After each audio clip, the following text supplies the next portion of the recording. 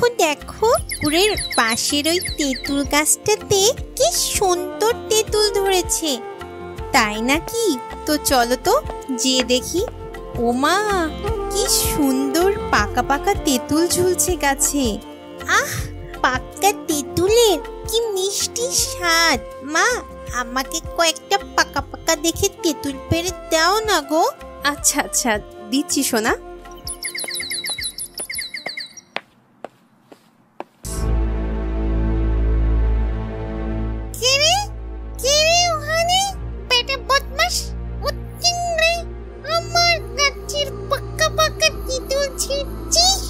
আমি বসে বসে পাহারা দিচ্ছি, আর উইদাউট মাই পারমিশন পাকা তেঁতুল পাড়া। তারা মজা দেখাচ্ছি।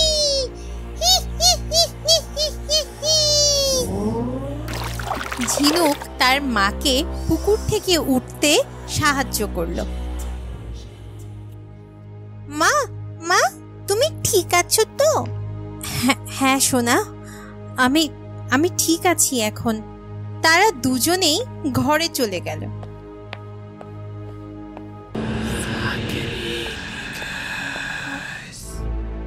শোনো ঝিনুক, কখনোই ভর দুপুরে বা সন্ধ্যার সময় এই তেঁতুল গাছের নিচে আসবা না।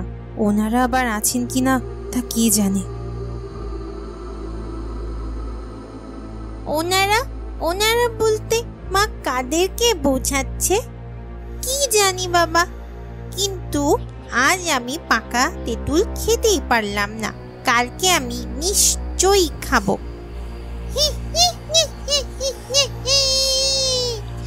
পাকা পাকা তেঁতুল খাবো, মনে সুখে গান গাবো। কাছে আসবি, ঘাড় মুটকাবো, নেই কোনো মানাই। একদম গৃহস্থ বাড়িতেই এসে উঠেছি, তাই তো মনে হচ্ছে গোয়াল ভরা গরু, পুকুরে মাছের কোনো অভাব নেই। আহ, যাই বড় একটা মাছ এক্ষুনি যে খাই।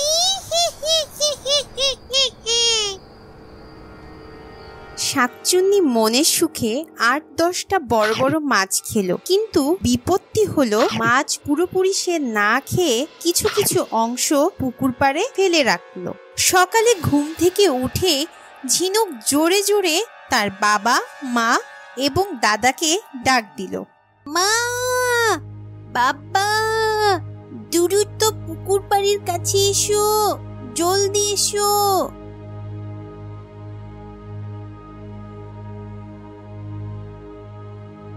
সবাই অর্ধেক অর্ধেক এমন ছিন্ন ভিন্ন করে রাখা মাছ দেখে অবাক হয়ে গেল। মা, এভাবে এভাবে মাছ কে খেয়েছে? শোনো, আমাদেরকে অনেক সাবধানে থাকতে হবে। বাবা, আপনি কি কিছু বুঝতে পারছেন? বাবার আতুল, বৌমা, দুজনে আমার ঘরে একটু আসো তো, দরকারি কথা আছে।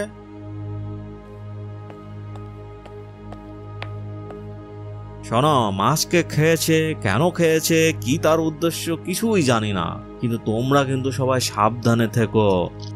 বাবা, আপনি কি কিছু আন্দাজ করেছেন? বৌমা, আমাকে একটু একা থাকতে দাও, ভাবতে দাও। তোমরা এখন আসো। সেদিন সন্ধ্যায় ঝিনুকের খুব তেঁতুল খেতে ইচ্ছা করছিল। উফ, আর পারছি না।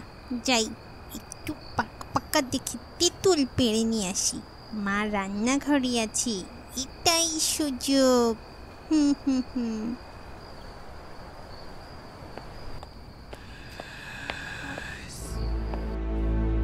ঝিনুক ২-৩টা তেঁতুল যেই ছিঁড়ল, সাথে সাথেই কে একজন যেন ঝিনুকের হাতটা ধরে ফেললো আর বলল, তোর এত বড় সাহস, তুই আমার কাছে তেঁতুল পেড়ে নিস?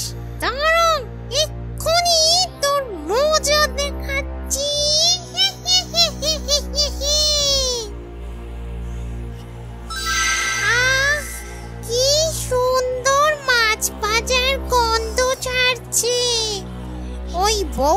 বোধহয় মাছ ভাজছে। কি দারুণ! যাই, যে কয়টা মাছ ভাজা খাই। হি হি হি হি হি হি হি। তেঁতুল গাছটাতে ঝিনুককে বন্দি করে রেখে ঝিনুকেরই বেশ ধরে ঘরে প্রবেশ করলো শাকচুন্নি। মা, আমায় কয়টা মাছ ভাজা দাও না গো। দিচ্ছি সোনা, এই নাও। খুব মজা, খুব মজা। মা, আরো কয়েকটা মাছ ভাজা দাও। এই তো 2টা মাছ খেলি, পরে আবার ভাতের সাথে না হয় খাবি। না না না না, আমার এক্ষুনি লাগবে, এক্ষুনি। ঝিনুক কড়মড় করে কয়েক সেকেন্ডের মধ্যেই মাছগুলো খেয়ে নিল। ঝিনুক সবগুলো মাছ একবারেই খেয়ে নিল। ঝিনুকের মা ঝিনুকের এইভাবে মাছ খাওয়া দেখে অবাক হয়ে গেল। শুধু এই দেখেই নয় যে ঝিনুক একবারে 8-10টা মাছ খেয়ে নিল।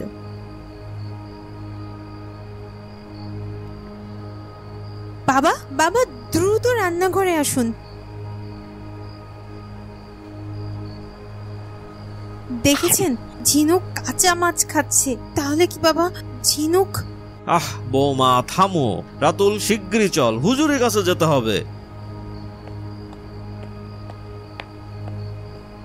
ঝিনুকের বাবা রাতুল ও তার দাদা দ্রুত হুজুরের কাছে চলে গেল এবং তারা দুজনেই হুজুরের কাছে যেয়ে সবকিছু খুলে বলল।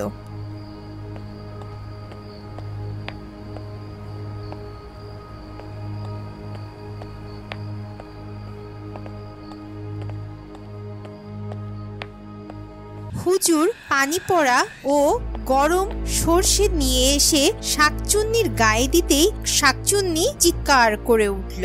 উফ, জনি গেল, জনি গেল। ছাড়, ছেড়ে দে শয়তান, ছেড়ে দে বলছি। আগে বল তুই কে?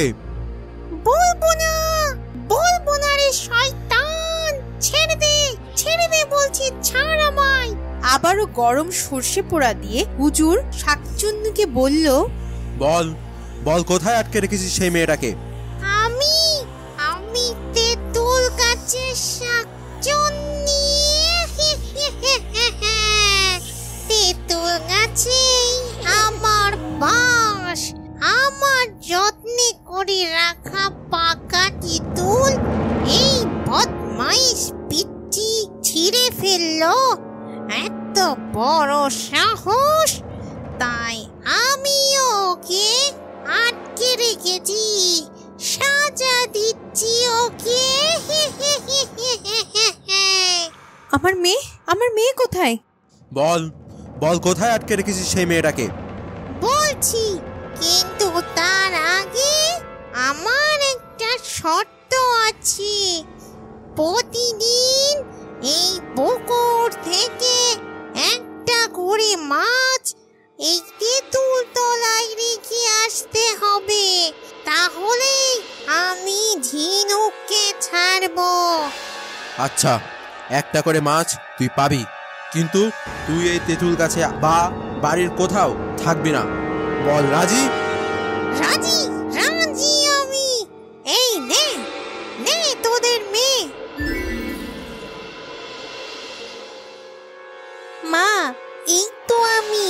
কেঁদো না মা, আমি আর কখনো তোমার অবাধ্য হব না মা।